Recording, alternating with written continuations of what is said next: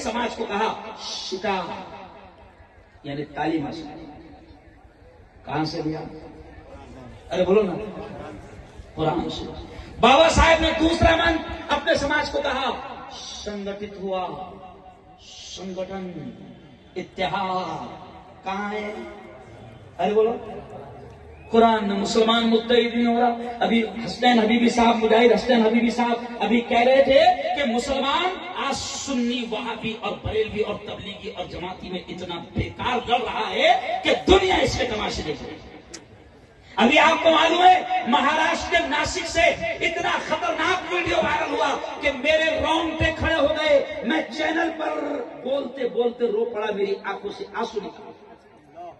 मुसलमान का वीडियो, एक दाढ़ी वाला मुसलमान जवान है, सुनो, एक दाढ़ी वाला मुसलमान जवान है, मौलाना, टोपी है, दाढ़ी है, नमाजी है, उसको 3-4 मुसलमान लड़कों ने जो हरकतें बजरंग दल वाले करते हैं, जो हरकतें आरएसएस वाले करते हैं, जो हरकतें विश्व हिंदू परिषद वाले करते हैं, तुमको शिकायत यह है कि वो तुमको मारते हैं, पकड़कर तुम्हारी मॉब लिंचिंग करते हैं। लेकिन मैं शर्म के साथ कह रहा हूं कि नासिक के कुछ मुसलमानों ने, जो 4 मुसलमान 5 मुसलमान नौजवान हैं, उन्होंने एक मुसलमान दाढ़ी टोपी वाले नौजवान को पकड़ा और पकड़कर उसको मारा और उलमा को, तबलीगी उलमा को गालियां देने लगाया और उसको ऐसे ही उसको मारा जैसे बजरंग दल वाले और विश्व हिंदू परिषद वाले मुसलमान जवान को पकड़कर मारते हैं। शर्म आनी चाहिए कि आज मसलक और जमात के झगड़े इतने बढ़ गए हैं कि एक मुसलमान दूसरे मसलक के मुसलमान को पकड़कर मार रहा है।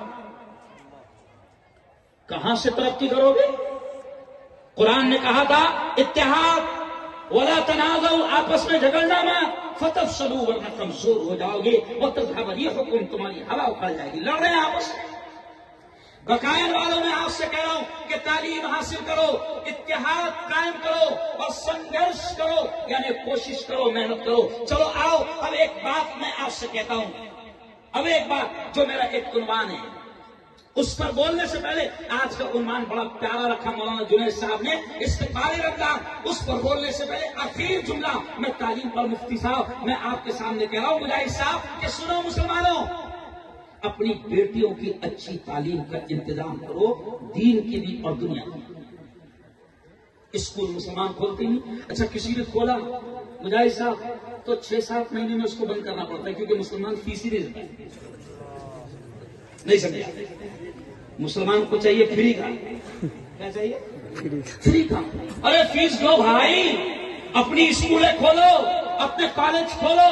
तुम्हारी स्कूल रहेगी तो तुम्हारी बेटियां इज्जत के साथ पढ़ेगी, लिखेगी, टीचर बनेंगी, डॉक्टर बनेंगी, इंजीनियर बनेंगी, दुनिया की भी आला तालीम देगी। अच्छे मदरसे खोलो। सुनो मुसलमानों, मैं अब ये कहते हुए बड़ा शर्म मुझे महसूस हो रही है मुजाहिद साहब कि आज ईमान वालों के इतने बुरे दिन आ गए। कभी हमने सोचा नहीं था कि मुसलमानों के इतने बुरे दिन आएंगे। कितने बुरे दिन आ गए कि आज मुसलमानों की बेटियां, ईमान वालों की बेटियां अदालत में जाकर ये एप्लीकेशन दे रही है कि मैं अपनी मर्जी से इस्लाम को छोड़ रही हूं। क्यों?